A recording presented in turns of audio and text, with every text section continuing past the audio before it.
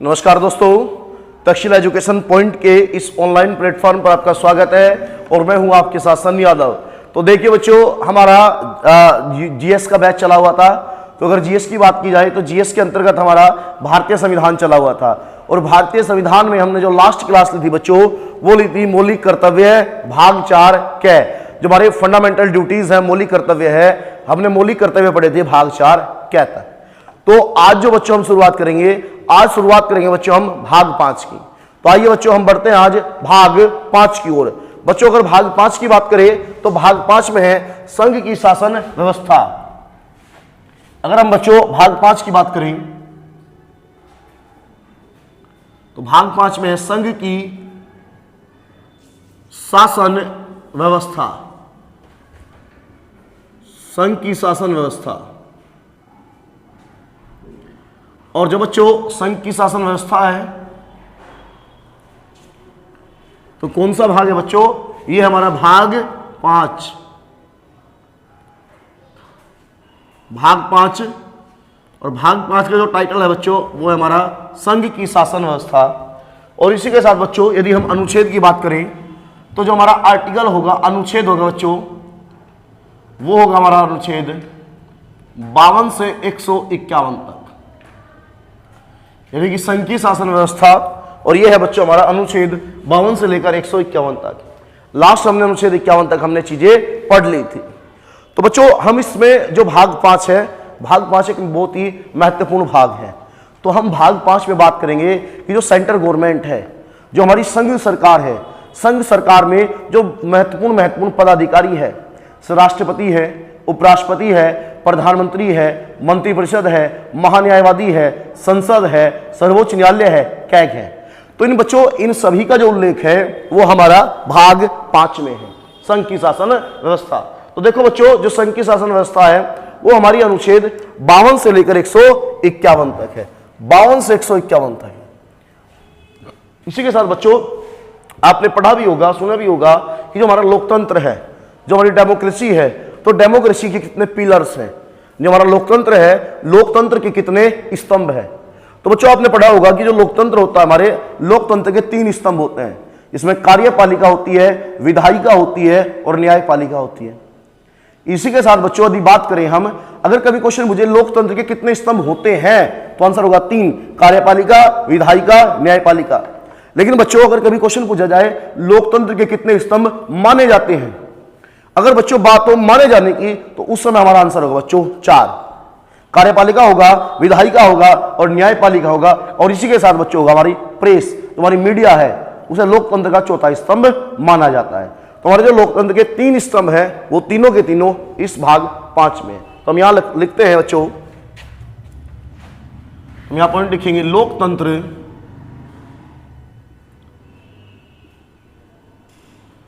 लोकतंत्र के 3 स्तंभ, लोकतंत्र के 3 स्तंभ होते हैं।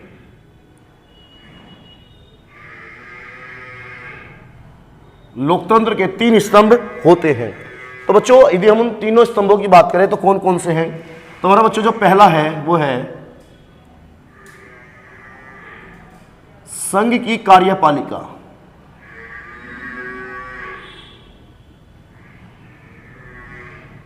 संघ की कार्यपालिका। इसी के साथ बच्चों दूसरा जो स्तंभ है वो है संघ की विधायिका।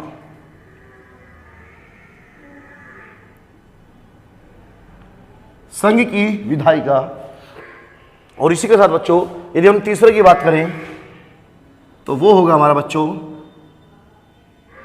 संघ की न्यायपालिका।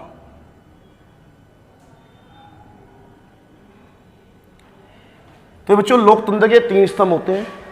और बच्चों जो तीनों के तीनों स्तंभ हैं, ये तीनों के तीनों स्तंभ हमारे भाग 5 में दिए गए हैं। कार्यपालिका भी हमारे पास, विधायिका भी हमारे पास और हमारे पास न्यायपालिका भी है। अगर बच्चों हम कार्यपालिका की बात करें तो जो कार्यपालिका होगा हमारा बच्चों वो होगा हमारा अनुच्छेद 52 से 78 तक। कार्यपालिका अनुच्छेद 52 से लेकर 78 तक इसी के साथ बच्चों अगर विधायिका की बात करें तो जो हमारी विधायिका होगी बच्चों वो होगी अनुच्छेद 79 से 123 तक। और न्यायपालिका की बात करें बच्चों तो जो हमारी न्यायपालिका होगी वो होगी न्यायपालिका होगी बच्चों हमारी अनुच्छेद 124 से 147 तक। अनुच्छेद 124 से 147 तक। तो ये बच्चों लोकतंत्र के 3 स्तंभ हैं, संघ की कार्यपालिका, एग्जीक्यूटिव, संघ की विधायिका लेजिस्लेटिव और संघ की न्यायपालिका जुडिशरी। अगर संघ की कार्यपालिका की बात करें बच्चों तो यह है अनुच्छेद 52 से 78 तक। इसी के साथ बच्चों यदि विधायिका की बात करें तो विधायिका है 79 से 123 तक। और न्यायपालिका की बात करें बच्चों तो न्यायपालिका है अनुच्छेद 124 से लेकर 147 तक। इसी के साथ बच्चों यदि हम कार्यपालिका की बात करें, जो हमारी संघ की कार्यपालिका है, हमारी संघ की एग्जीक्यूटिव है, तो संघ की कार्यपालिका में क्या क्या चीजें हैं। तो बच्चों अगर हम संघ की कार्यपालिका की बात करें तो जो हमारी संघ की कार्यपालिका होगी बच्चों इसमें आएगा हमारा राष्ट्रपति, इसमें आएगा बच्चों हमारा राष्ट्रपति। और राष्ट्रपति के साथ साथ बच्चों इसमें आएगा हमारा उपराष्ट्रपति,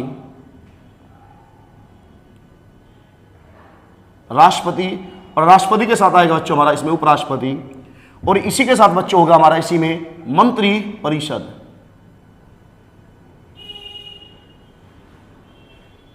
मंत्री परिषद, यानी कि राष्ट्रपति भी इसी में है, उपराष्ट्रपति भी इसी में है और मंत्री परिषद भी इसी में है। और इसी के साथ बच्चों यदि बात की जाए तो एक पद और होगा हमारा महान्यायवादी, महान्यायवादी, यानी कि राष्ट्रपति है, उपराष्ट्रपति है, मंत्री परिषद है, महान्यायवादी है। और बच्चों मंत्री परिषद के अंदर ही हमारा प्रधानमंत्री इंक्लूड होगा, यानी कि जो मंत्री परिषद है, मंत्री परिषद के अंदर ही हमारा जो प्रधानमंत्री है वो भी इसी में आ जाएगा बच्चों। इसी के साथ बच्चों अगर हम विधायिका की बात करें तो विधायिका में जो आएगी बच्चों वो हमारी पूरी की पूरी हमारी संसद होगी, पार्लियामेंट जो होगी हमारी वो पूरी की पूरी, उसमें लोकसभा भी होगी और इसी के अंदर बच्चों हमारी राज्यसभा भी होगी। इसी के साथ बच्चों यदि हम संघ की न्यायपालिका की बात करें तो जो हमारी न्यायपालिका होगी बच्चों, न्यायपालिका में आएगा बच्चों हमारा सर्वोच्च न्यायालय, सर्वोच्च न्यायालय। न्यायपालिका में होगा बच्चों हमारा सर्वोच्च न्यायालय, सुप्रीम कोर्ट। तो बच्चों संघ की शासन व्यवस्था 52 से 151, लोकतंत्र के 3 स्तंभ होंगे, डेमोक्रेसी के 3 पिलर होंगे, जिसमें हमारा एग्जीक्यूटिव है, लेजिस्लेटिव है, जुडिशरी है। कार्यपालिका की बात करें 52 से 78 तक है, विधायिका की बात करें 79 से 123 तक है। और न्यायपालिका की बात करें बच्चों तो जो हमारी न्यायपालिका होगी वो होगी अनुच्छेद 124 से लेकर 147 तक। अनुच्छेद 124 से लेकर 147 तक होगी बच्चों हमारी न्यायपालिका जुडिशरी। अब अगर बच्चों बात करें तो जबकि हमारा जो भाग 5 है वो तो 52 से 151 तक है, आप कहोगे जी यहां तक 47 खत्म हो गई। तो हमारी एक संस्था है, अलग से उसे रखते हैं और उस संस्था का नाम जो है बच्चों वो है CAG, controller and auditor general of India, Bharat का महानियंत्रक एवं परीक्षक लेखा, भारत का महानियंत्रक एवं परीक्षक लेखा। तो बच्चों कैग की बात करें तो हमारा ये कैग हो जाएगा। अगर बच्चों हम कैग की बात करें तो कैग होगा हमारा अनुच्छेद 148 से 151 तक। तो कैग में तो बच्चों खुद क्या है, कैग ही है। कैग खुद अपने आप में एक संस्था है, उसके तो कोई समस्या ही नहीं है आपकी, ठीक है। तो लोकतंत्र के 3 स्तंभ हो जाएंगे हमारे, कार्यपालिका, विधायिका, न्यायपालिका। यानी कि अगर बच्चों हम देखें तो जो चीजें मैंने आपके सामने लिखी है, जो चीजें मैंने आपके सामने लिखी है, ये हमारा जो भाग 5 है उसका एक प्रकार से सिलेबस हो गया। भाग 5 का ये एक प्रकार से सिलेबस है। अब सिलेबस क्या है जी, राष्ट्रपति पढ़ेंगे हम इसी में, उपराष्ट्रपति पढ़ेंगे हम इसी में, मंत्री परिषद पढ़ेंगे हम और महान्यायवादी पढ़ेंगे। संसद में हम लोकसभा पढ़ेंगे, राज्यसभा पढ़ेंगे और न्यायपालिका में सर्वोच्च न्यायालय पढ़ेंगे और उसके बाद पढ़ लेंगे बच्चों हम कैग को, ठीक है बच्चों। तो इसी के साथ हम बढ़ते हैं आज के टॉपिक पे। तो आज का टॉपिक होगा हमारा संघ की कार्यपालिका, यूनियन एग्जीक्यूटिव। और यूनियन एग्जीक्यूटिव में जो हम सबसे पहले पढ़ेंगे वो हम पढ़ेंगे राष्ट्रपति, प्रेसिडेंट के बारे में। तो आइए बात करते हैं बच्चों राष्ट्रपति के संदर्भ में। तो देखते हैं राष्ट्रपति को। तो इन चीजों को हम रफ करते हैं, आप इसका स्क्रीनशॉट ले लेंगे, इसे नोट कर लेंगे, ये पोज करके बाद में इसका स्क्रीनशॉट ले लेंगे, ठीक है बच्चों। तो आइए हम बढ़ते हैं आज राष्ट्रपति की ओर। तो आज देखते हैं राष्ट्रपति में आखिर क्या क्या चीजें हैं, क्या है राष्ट्रपति में।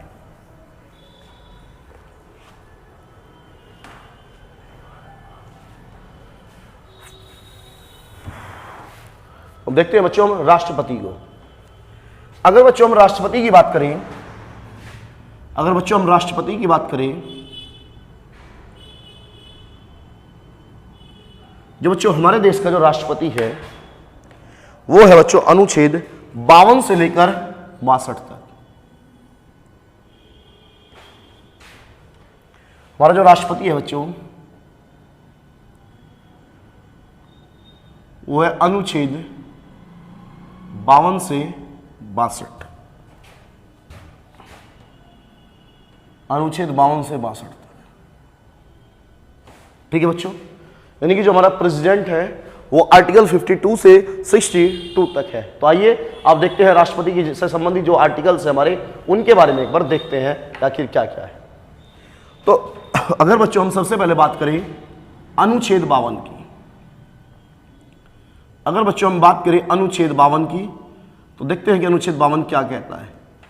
तो अनुच्छेद 52 कहता है बच्चों भारत का एक राष्ट्रपति होगा, भारत का एक राष्ट्रपति होगा, भारत का एक राष्ट्रपति होगा। बच्चों अनुच्छेद 52 कह रहा है भारत का एक राष्ट्रपति होगा, यानी कि राष्ट्रपति की संख्या 1 होगी, 2 नहीं होने की, 3 नहीं होगी, 4 नहीं होगी, 10 नहीं होगी। राष्ट्रपतियों की संख्या बच्चों कितनी होगी? तो राष्ट्रपति की जो संख्या होगी वो कितनी होगी हमारी? तो वो 1 होगी।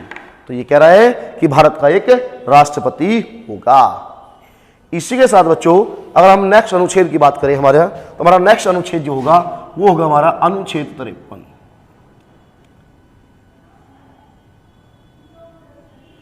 अनुच्छेद 53। तो बच्चों हमारा जो अनुच्छेद 53 है वो कहता है संघ की कार्यपालिका शक्ति, संघ की कार्यपालिका शक्ति राष्ट्रपति में निहित होगी,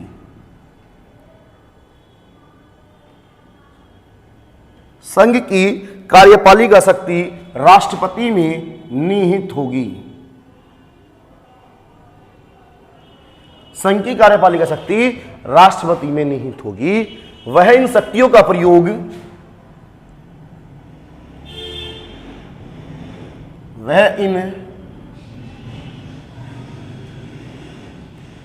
इन शक्तियों का प्रयोग वह इन शक्तियों का प्रयोग स्वयं वह इन शक्तियों का प्रयोग स्वयं या अपने वह इन शक्तियों का प्रयोग स्वयं या अपने अधीनस्थों के द्वारा करेगा।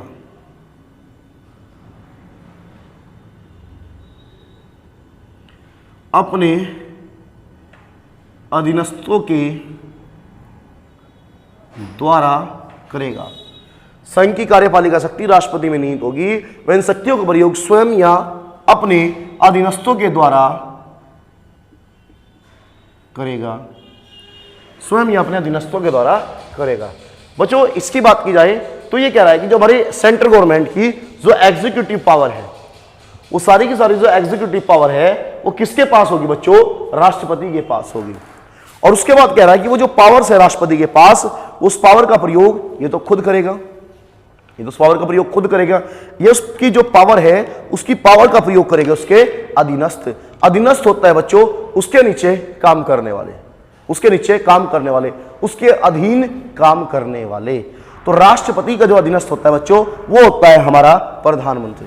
तो याद रखना भारत में जो राष्ट्रपति की जो शक्ति है उसका जो प्रयोग करता है वास्तव में वो कौन करता है? तो वो करता है बच्चों प्रधानमंत्री। भारत में जो राष्ट्रपति है उसके पास केवल नाम मात्र की शक्ति है, जबकि जो वास्तविक शक्ति है, जो वास्तविक पावर है, अगर उसकी बात की जाए तो जो वास्तविक शक्ति है वो है हमारे प्रधानमंत्री के हाथ में। ठीक है बच्चों, नाम मात्र की शक्ति है राष्ट्रपति के पास और जो वास्तविक शक्ति है वो है प्रधानमंत्री के पास। अब बढ़ते हैं हम अगले अनुच्छेद की ओर, जो है हमारा अनुच्छेद 54। अनुच्छेद 54। अगर बच्चों हम अनुच्छेद 54 की बात करें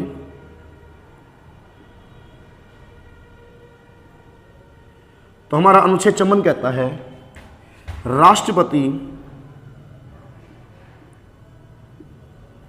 राष्ट्रपति का निर्वाचक मंडल, राष्ट्रपति का निर्वाचक मंडल, यानी कि राष्ट्रपति का जो इलेक्टोरल कॉलेज है।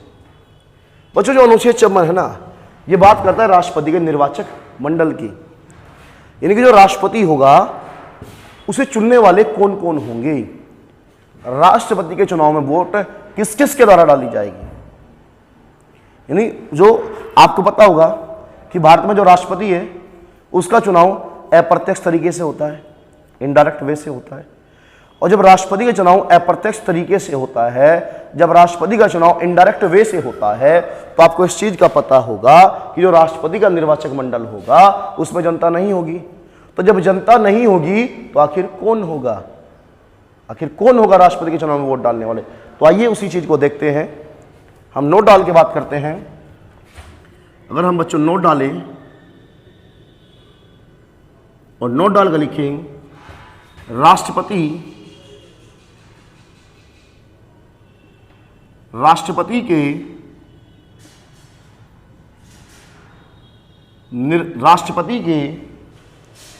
निर्वाचन में, यानी कि चुनाव में राष्ट्रपति के निर्वाचन में संसद, राष्ट्रपति के निर्वाचन में संसद व राज्य विधानसभा, राष्ट्रपति के निर्वाचन में संसद व राज्य विधानसभा के निर्वाचित सदस्य, राज्य विधानसभा के निर्वाचित सदस्य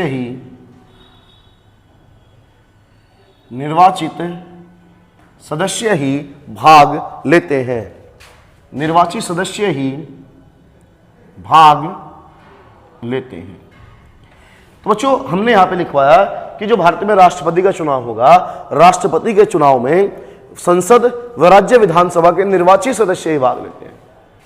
बच्चों आपको पता होगा कि जो हमारी संसद है, संसद के दो सदन हैं, लोकसभा और राज्यसभा। इसी प्रकार राज्य विधानमंडल के दो सदन होते हैं बच्चों, एक होता है विधानसभा और एक होता है विधान परिषद। तो बच्चों जो हमारे देश में राष्ट्रपति का चुनाव होगा, राष्ट्रपति के चुनाव में जो संसद है हमारी, संसद के दो सदन है, हमें पता है, एक है लोकसभा और एक है राज्यसभा। केवल इसके सदस्य वोट डालेंगे। और जो बच्चों हमारी विधानसभा है, विधानसभा के सदस्य वोट डालेंगे। और केवल कैसे सदस्य वोट डालेंगे, तो वो डालेंगे केवल निर्वाचित सदस्य, वो डालेंगे बच्चों, केवल जो इलेक्टेड मेंबर होंगे वो ही डालेंगे। आपको पता होगा बच्चों कि हमारी जो राज्यसभा है, हमारी राज्यसभा में 245 सदस्य है वर्तमान में। यदि बच्चों उन 245 सदस्य की बात की जाए तो उनमें 12 सदस्य ऐसे हैं बच्चों जो मनोनीत होते हैं। तो जो मनोनीत सदस्य है ना बच्चों, वो राष्ट्रपति के चुनाव में वोट नहीं डालेंगे। इसी प्रकार जो हमारी लोकसभा है बच्चों, हमारी लोकसभा में पहले 2020 से पहले की यदि बात की जाए तो 2 एंग्लो इंडियन होते थे। तो जो 2 एंग्लो इंडियन होते थे तो वो भी राष्ट्रपति के चुनाव में वोट नहीं डालते थे। याद रखना, जो इलेक्टेड मेंबर है, जो निर्वाचित सदस्य है, जो चुन के आए, केवल वही वोट डालेंगे। हाँ, एंग्लो इंडियन वोट जब डाल सकता है अगर वो निर्वाचित होके आया है लोकसभा में, मनोनीत होके आया तो वोट नहीं डाल सकता।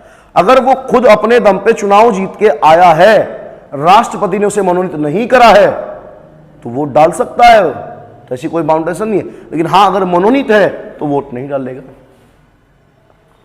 इसी प्रकार यदि बात करें बच्चों, जो राज्य विधान परिषद होती है हमारी, तो विधान परिषद के सदस्य जिन्हें हम एमएलसी बोलते हैं, तो विधान परिषद के सदस्य भी राष्ट्रपति के चुनाव में भाग नहीं ले सकते हैं। विधान परिषद के सदस्य भी राष्ट्रपति के चुनाव में वोट नहीं डालते हैं। तो आइए देखते हैं बच्चों, वैसे नोट डलवा के यहां पे लिखवा देता हूं आपका, ठीक है, नोट डालकर लिख लेंगे। विधान परिषद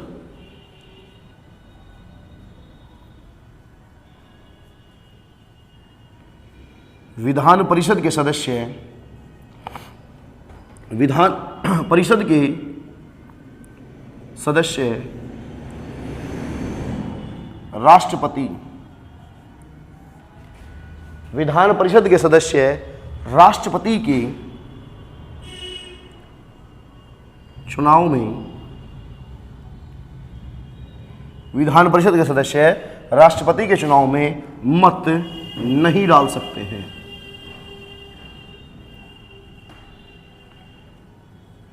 विधान परिषद के सदस्य राष्ट्रपति के चुनाव में मत नहीं डाल सकते। बच्चों ये कह रहा है कि जो विधान परिषद के सदस्य है वो राष्ट्रपति के चुनाव में मत नहीं डाल सकते हैं, यानी कि वोट नहीं डाल सकते हैं, वोट नहीं डाल सकते हैं। जबकि विधानसभा के डाल सकते हैं, बिल्कुल। संसद के डाल सकते हैं। संसद के 2 सदन है, एक हमारा लोकसभा और एक हमारा राज्यसभा। तो लोकसभा के भी सदस्य डालेंगे, राज्यसभा के भी डालेंगे, लेकिन कैसे सदस्य डालेंगे? वो डालेंगे बच्चों केवल निर्वाचित सदस्य, वो डालेंगे केवल इलेक्टेड मेंबर, वो डालेंगे बच्चों केवल इलेक्टेड मेंबर, निर्वाचित सदस्य ही वोट डालेंगे। तो इसी के साथ बच्चों अगर हम बात करें अनुच्छेद 55 की, तो इसे हम रफ कर देंगे पहले, क्योंकि जो अनुच्छेद 55 है बच्चों एक काफी विस्तृत अनुच्छेद है, उसके बारे में कई सारी चीजें हमें समझानी पड़ेगी। तो इस वजह से आप इसका स्क्रीनशॉट ले लेंगे, इसे नोट कर लेंगे।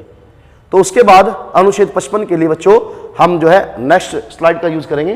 तो हम जो ऐसा रफ करते हैं और फिर अनुच्छेद 55 की नए सिरे से शुरुआत करते हैं और देखते हैं अनुच्छेद 55 हमारा क्या क्या कहता है। अब अनुच्छेद 55 को देखते हैं हम कि अनुच्छेद 55 हमारा क्या कह रहा है।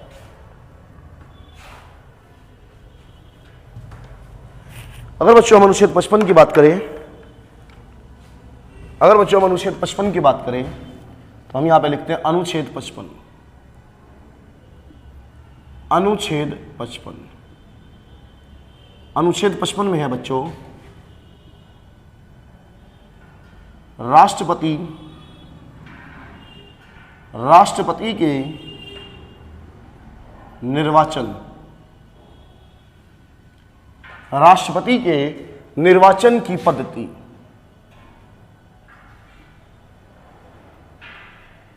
राष्ट्रपति के निर्वाचन की पद्धति। बच्चों इसमें बताया गया है कि जो राष्ट्रपति है उसका जो चुनाव है, उसके चुनाव की क्या पद्धति होगी, उसके चुनाव का क्या तरीका होगा। देखो चमन जो था, चमन में बताया गया था निर्वाचक मंडल, चमन में कह रहा था कि वोट कौन कौन डालेगा, और 55 में कह रहा है कि वोट कैसे डलेगी, चुनाव कैसे होगा। तो आइए हम देखते हैं निर्वाचक मंडल के विषय में। तो अगर हम बात करें बच्चों, इसमें लिखेंगे हम नोट डाल के, नोट डाल के यदि हम लिखें तो लिखेंगे राष्ट्रपति, राष्ट्रपति का चुनाव, राष्ट्रपति का चुनाव आनुपातिक, राष्ट्रपति का चुनाव आनुपातिक प्रतिनिधित्व,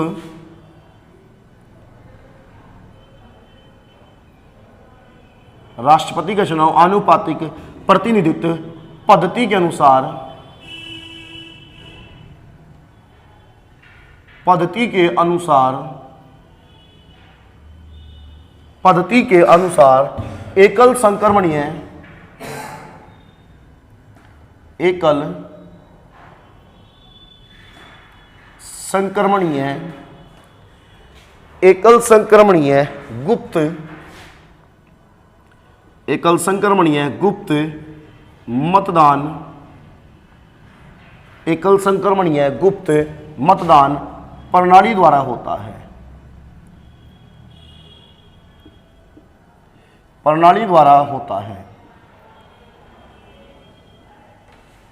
तो यहां पे बच्चों हमने लिखा कि जो राष्ट्रपति है, राष्ट्रपति का चुनाव आनुपातिक प्रतिनिधित्व पद्धति के अनुसार एकल संक्रमणीय गुप्त मतदान प्रणाली द्वारा होता है। गुप्त मतदान का बच्चों यहां पे मतलब जो है वो है सीक्रेट वोटिंग, कि किस व्यक्ति ने किस कैंडिडेट को वोट दी है वो हमें नहीं पता लगेगा। जब वो नहीं पता लगेगा तो वहां पे क्या होगी बच्चों, सीक्रेट वोटिंग होगी। और जो बच्चों ये इतनी लंबी चौड़ी बात लिखी हुई है ना बच्चों, इस इतनी लंबी चौड़ी बात का केवल एक ही मतलब है, जो सिंपल भाषा है। इसका मतलब केवल यह है कि राष्ट्रपति के चुनाव में जितने भी कैंडिडेट खड़े होंगे, राष्ट्रपति के चुनाव में जितने भी कैंडिडेट खड़े होंगे, जो वोटर होंगे वो सभी कैंडिडेट को वोट डाल देंगे। अगर राष्ट्रपति के चुनाव में 10 कैंडिडेट खड़े तो वोटर 10 को वोट देंगे, 2 कैंडिडेट खड़े तो 2 को वोट देंगे, 4 कैंडिडेट खड़े तो 4 को देंगे, जो है कि एकल संक्रमणी है, यानी कि जो वोट है वो फैलती रहेगी, एक ही वोट होगी, संक्रमण की तरह हर एक प्रत्याशी के पास जाएगी। लेकिन बच्चों जो वोट दी जाएगी वो वोट दी जाएगी प्रेफरेंस के हिसाब से, वो वोट दी जाएगी चॉइस के हिसाब से। फॉर एग्जाम्पल हम समझ लेंगे, छोटी सी चीज है, केवल 2 मिनट का टाइम लगेगा हमें और यह के काम की चीज है। अगर बच्चों हम मान के चले कि जो हमारा राष्ट्रपति का चुनाव हो रहा है उसमें 4 कैंडिडेट खड़े हैं, ए, बी, सी और डी, और हमारे पास जो टोटल वोटर्स की संख्या है बच्चों वो है हमारे पास 100। हम मान के चल रहे हैं बच्चों हमारे पास टोटल वोटर है 100 और चुनाव में जो कैंडिडेट खड़े हैं बच्चों वो कितने खड़े हैं? 4, ए, बी, सी, डी, 4 कैंडिडेट खड़े। तो पहली बात, राष्ट्रपति का जब भी चुनाव होगा वो कभी भी ईवीएम मशीन पर नहीं होगा। राष्ट्रपति का चुनाव बच्चों हमेशा बैलेट पेपर पे होगा, और जब बैलेट पेपर पे होगा जो आपका चुनाव में मतदान डालने वाला व्यक्ति होगा उसे बैलेट पेपर दिया जाएगा और एक पेन दिया जाएगा। जब वोट डालेगा तो बच्चों वो अपनी प्रेफरेंस के हिसाब से वोट डाल लेगा कि जो उसकी पसंद है, उसकी पसंद ये है कि राष्ट्रपति कौन बने, ए, सी बने। लेकिन मान लीजिए सी नहीं बनता है, क्योंकि जो बच्चों राष्ट्रपति का चुनाव है, राष्ट्रपति का चुनाव जीतने के लिए एक निश्चित कोटा प्राप्त करना होता है, और जो कोटा होता है बच्चों वो होता है टोटल वोट का 50% प्लस 1। यदि राष्ट्रपति के चुनाव में टोटल 100 वोट पड़ी है तो विजेता वही होगा जिसे 51 वोट मिलेगी। ये नियम है, ये नहीं कि एक को 40 मिल गई, एक को 39 मिल गई, एक को 35 मिल गई, 40 वाला विजय हो जाएगा, नहीं, 50% प्लस 1। तो मान लीजिए कि अगर सी को इतनी वोट नहीं मिलती है तो फिर वो लिखेगा मेरी पसंद है, सेकंड प्रेफरेंस देगा ए को, थर्ड प्रेफरेंस देगा मान लो सी को, और फोर्थ प्रेफरेंस देगा बी को। वो अपने प्रेफरेंस के हिसाब से वोट देगा, प्रेफरेंस के हिसाब से, और सबसे पहले सबकी पहली प्रेफरेंस देखी जाएगी। चलो हम मान के चलते हैं कि जो ए है इसे वोट मिली 40, इसे मिली 30, इसे मिली 20 और इसे मिली 10। 4 कैंडिडेट थे, ए को वोट मिली 40, बी को मिली 30, सी को मिली 20 और डी को कितनी वोट मिली? 10। अब यहां बच्चों ये वोट मिलने से मतलब है कि पहली पसंद है। 100 लोगों में से 40 लोगों की पहली पसंद कौन है? ए। 100 लोगों में से 30 लोगों की पहली पसंद कौन है? बी। 100 लोगों में से 20 लोगों की पहली पसंद कौन है? सी। 100 लोगों में से 10 लोगों की पहली पसंद कौन है? डी। अगर हम फर्स्ट प्रेफरेंस को देखें तो फर्स्ट प्रेफरेंस के आधार पे कोई भी व्यक्ति राष्ट्रपति का चुनाव नहीं जीतता है, नहीं जीतता है। तो उसके बाद हम बच्चों क्या करेंगे? जो सबसे कम वोट होगी जिसके पास, उसे हम चुनाव से बाहर कर देंगे। अब जो बच्चों ये 10 व्यक्ति है, अब हम इनकी सेकंड प्रेफरेंस देखेंगे। सेकंड प्रेफरेंस किसे दे सकते हैं? या तो ए को, या बी को, या सी को।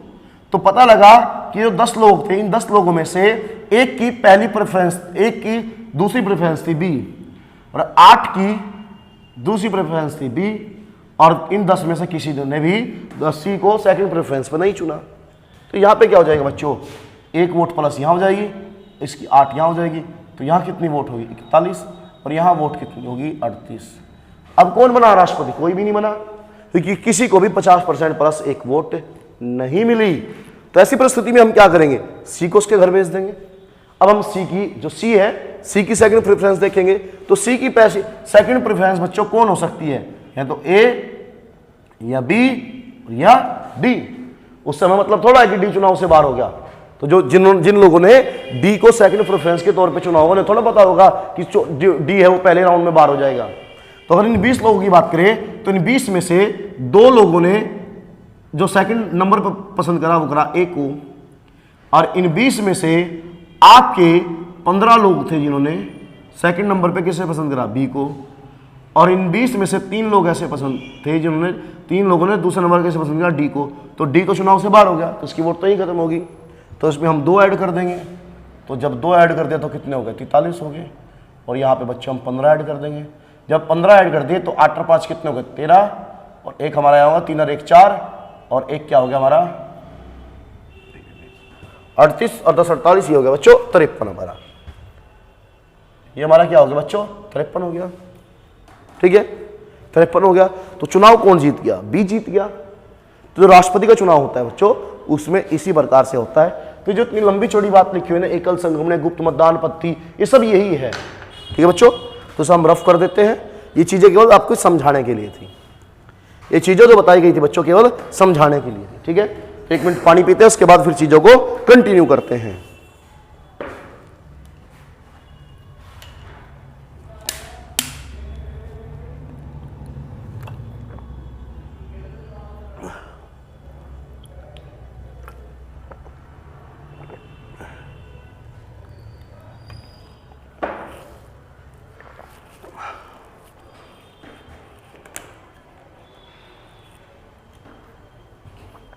तो आइए बच्चों, अब उसके बाद आगे हम कंटिन्यू करते हैं। तो हम यहां पे कोटा वाली बात भी आपको लिखवा देते हैं।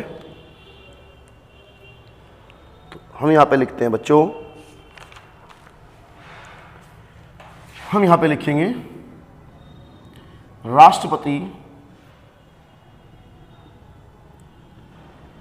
राष्ट्रपति का चुनाव, राष्ट्रपति का चुनाव जीतने के लिए,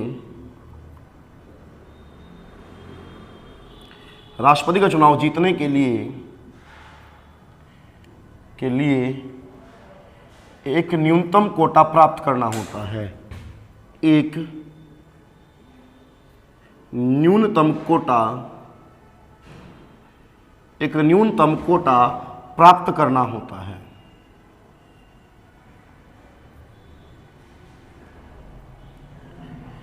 एक न्यूनतम कोटा प्राप्त करना होता है।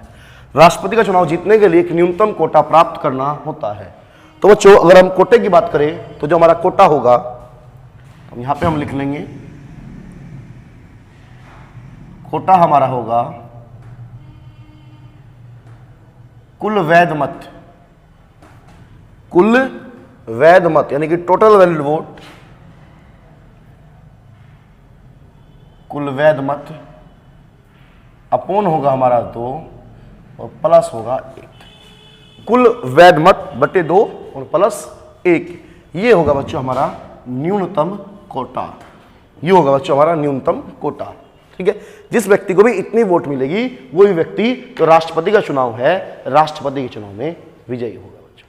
ठीक है, इसी के साथ बच्चों, अगर हम अपने अगले फैक्ट्स की बात करें तो हमारा अगला फैक्ट कहता है, राष्ट्रपति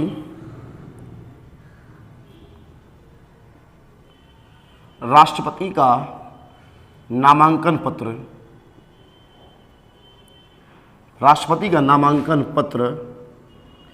दाखिल करते समय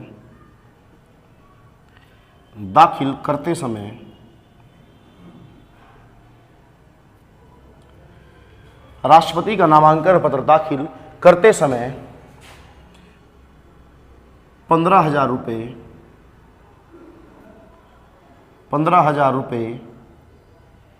जमानत राशि के तौर पर 15,000 रुपये जमानत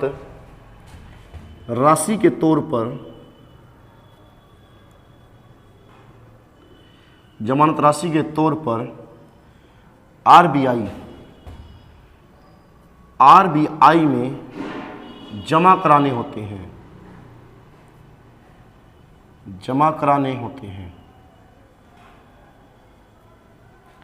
15,000 रुपये जमानत राशि के तौर पर आरबीआई में जमा कराने होते हैं। तो यानी कि 15,000 रुपये जमानत राशि होगी बच्चों, और जो जमानत राशि जमा होगी वो कहाँ पे होगी, हमारी आरबीआई में होगी, रिजर्व बैंक ऑफ इंडिया में होगी। इसी के साथ बच्चों, अगर हम नेक्स्ट पॉइंट की बात करें तो नेक्स्ट पॉइंट होगा नामांकन पत्र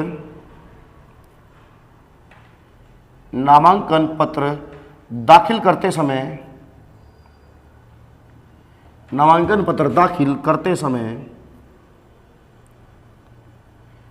नामांकन पत्र दाखिल करते समय 50 प्रस्तावक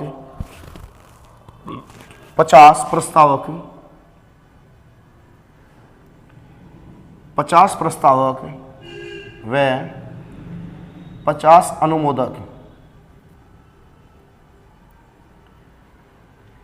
50 प्रस्तावक व 50 अनुमोदक की आवश्यकता होती है।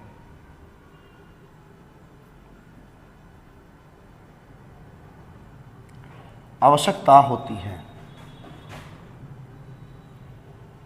50 प्रस्तावक व 50 अनुमोदक की आवश्यकता होती है। यानी कि जब हम राष्ट्रपति का नामांकन पत्र दाखिल करेंगे बच्चों, तो उस समय हमें 50 प्रस्तावक और 50 जो अनुमोदक है उनकी आवश्यकता होगी। यानी कि हमें कम से कम 100 व्यक्ति चाहिए बच्चों। और बच्चों ये जो 50 प्रस्तावक या 50 अनुमोदक होते हैं ना बच्चों, ये प्रस्तावक और अनुमोदक वही व्यक्ति बन सकते हैं जो राष्ट्रपति के चुनाव में मतदाता होते हैं। यानी कि ये तो कम से कम आपके पास 100 MP हो या MLA हो। ठीक है बच्चों, इसी के साथ अगर हम अगले फैक्ट्स की बात करें तो अगला फैक्ट हमारा कहता है कि राष्ट्रपति के चुनाव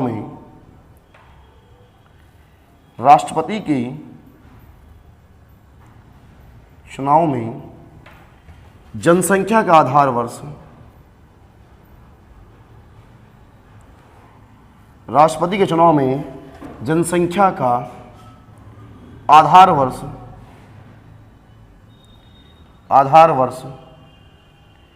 राष्ट्रपति के चुनाव में जनसंख्या का आधार वर्ष 1971 को माना जाता है। 1971 को माना जाता है और ये 2026 तक माना जाएगा। और ये 2026 तक माना जाएगा।